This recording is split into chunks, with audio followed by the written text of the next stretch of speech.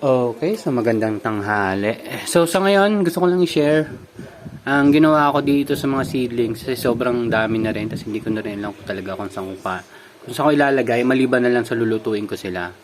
So ang ginawa ko, nag-post tayo sa group nitong subdivision namin. Hindi naman siya subdivision, lugar namin. At tinanong natin kung may mga gustong magtanim. Binigay lang natin sa kanila ng libre para at least masubukan din nila kasi tulad nung nagsimula ako, may mga challenges kasi talaga. It's either mostly ibon pag nasa taas yung taniman mo, pag nasa baba naman ay yung mga pusa or aso o kaya insekto. So gusto ko sana ibigay sa kanila to, hopefully patubo nila. At may mga kumuha na. So ito, may kumuha nito. Nasa mga 10 mustasa, 10 pechay. Pero sa linggo niya pa kukunin. May bahay yata sila sa Batangas, doon niya ito papatanim.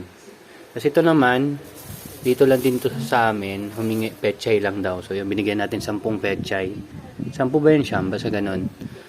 So at least unti-unti nababawasan to.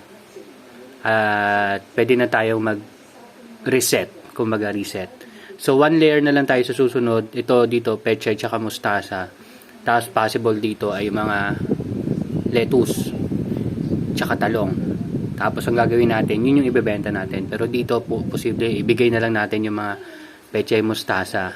And regarding naman sa nutrient solution, gagawin natin half strength na lang. So, after ko malinis yan, prepare tayo half strength na lang ng mga solution. So, ito mga olmeti. Tapos, meron doon, may mga ano doon, mga romaine, ayan, romaine. Tapos ito, mustasa itong nasa pinakaharap. Tapos ito, may gitna, pechay. Tapos sa pinakadulo, ayun yung medyo malalaki na. Mga ano yan, amaranth, colitis. Ayan. Ayun, meron pa mga ano doon, talong doon. Oh. So, ayusin ko lang. Then, ayun. And hopefully, kung mapalago man nila ito, yan, mga yan, bigyan nila tayong isa.